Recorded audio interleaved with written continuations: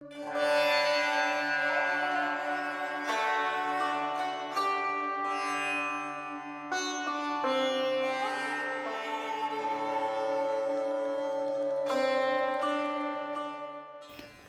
morning, everyone.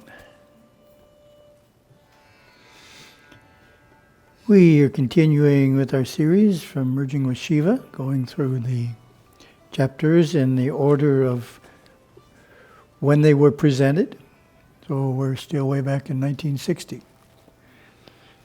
With chapter 33, the human aura, which we're going to finish up today.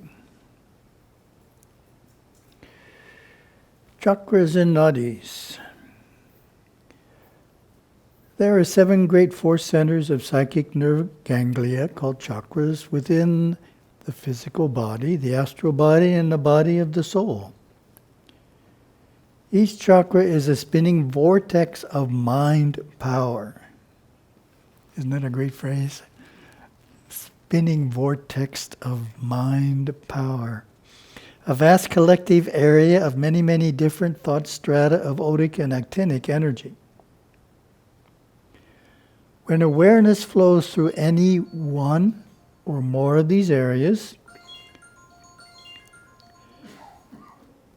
certain functions happen, such as the function of memory, the function of reason, and the function of willpower.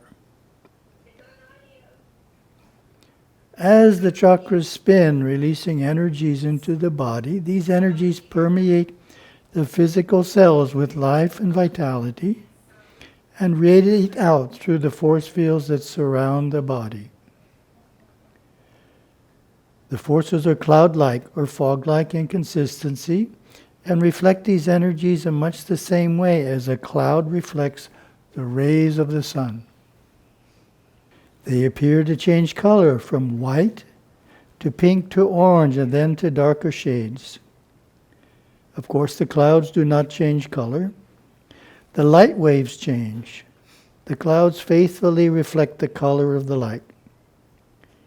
In a similar way, the human aura is a reflection of the wavelength of energies generated in our mind by our emotions and from our body. The basic odic and actinic energy of the aura itself does not change. It is the energies emanating from the chakras that change. The aura simply mirrors those energies as color vibration.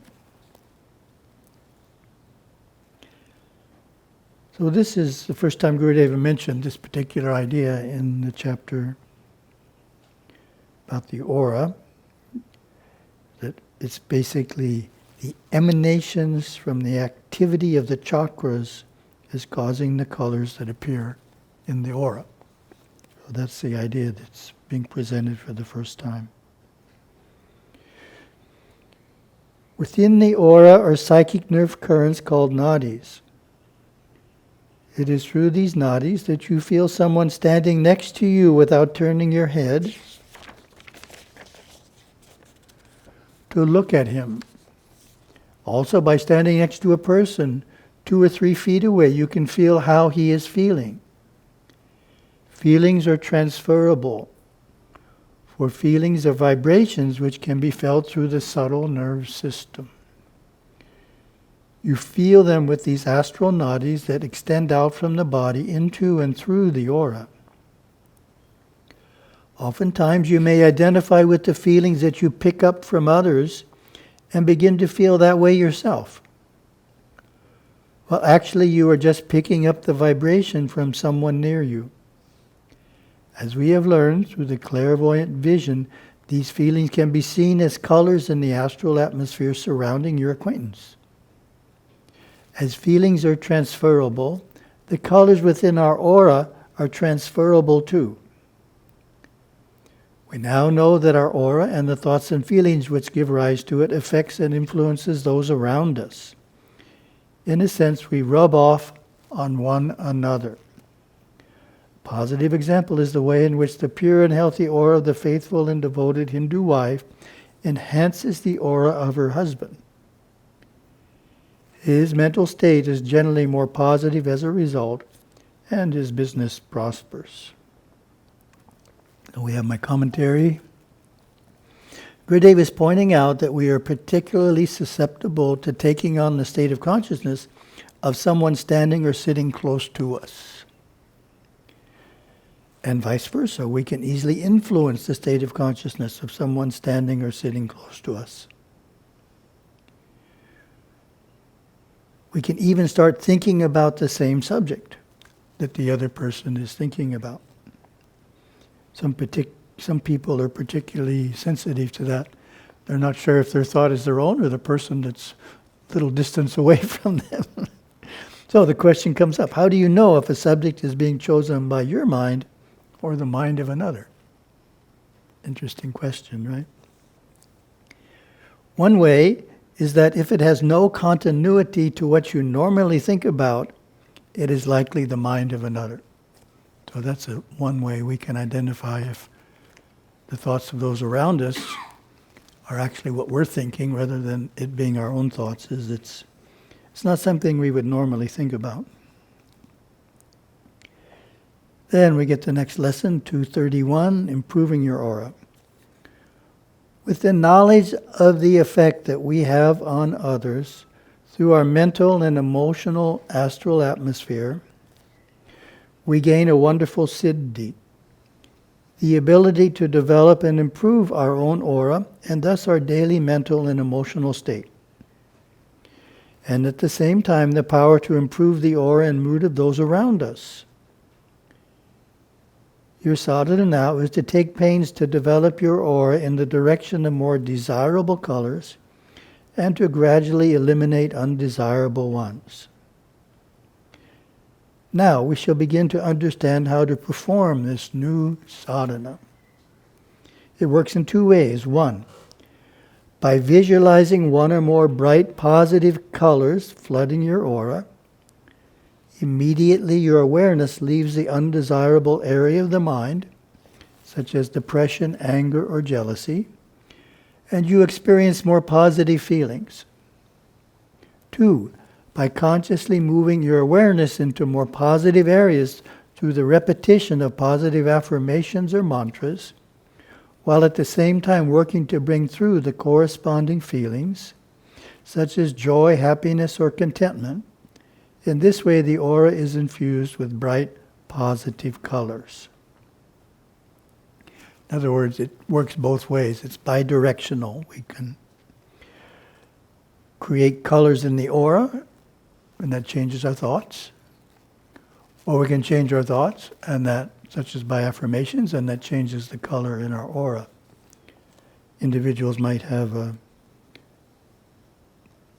preference to do one way or the other. It's easier for some people to utilize colors than it is for others. So both directions work. Consciously working to improve one's own aura becomes doubly important when we remember that its colors, being magnetic, react back on our mind and emotions, thus intensifying and neutralizing the original mental states which called them forth. We have all found this to be true through the lesson that any negative mood or mental state seems to hold one in its clutches of its own accord, and it takes willpower to pull oneself into a more positive frame of mind. But as you may have found in your previous experience with sadhana, consistent effort does yield results. You can steady and strengthen your mental and emotional faculty, just as you can strengthen your physical muscles and steady your nerves through exercise and practice. By consistently visualizing desirable colors in your aura, especially during moments of trial and emotional turmoil, you can become quite facile and skillful controlling your individual awareness. Brightening up your aura in this way neutralizes the remnants of negative emotion and charges the aura with actinic energy. Automatically, feelings of depression and despair give way to courage and confidence. Feelings of jealousy and resentment give way to confidence and compassion. As you continue with this sadhana, you will see how well it can work for you. This practice will also help you to further build and mold your character in accordance with the yamas and niyamas, by keeping your awareness out of the darker or more dense states of the mind.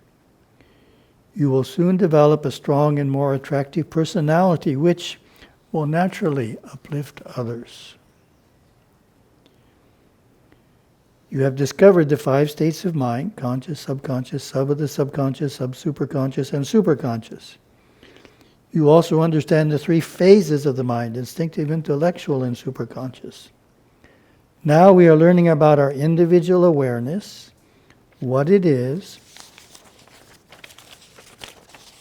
and how it travels through the vast universe of the mind, just as a traveler moves from place to place on the earth. In each place that the traveler visits, he is affected by the vibrations around him. He absorbs the thoughts of others and their moods. He is influenced by the events he participates in. Similarly, when your individual awareness travels through the mind, it is influenced or colored by the vibrations within each area of the mind it becomes aware in. This influences your nerve system and lays the foundation for your thoughts and feelings, thus giving rise to the colors in your aura. These colors are ever-changing because your own awareness is constantly moving through the vast universe of mind substance. So my commentary, the summary idea: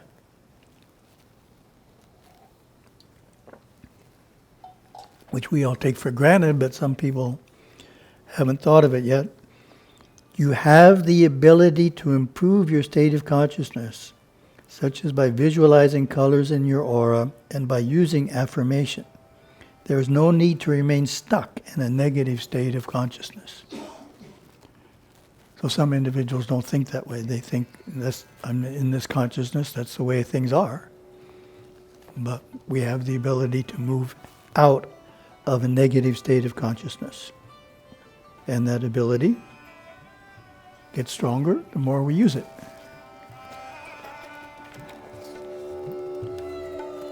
A wonderful day.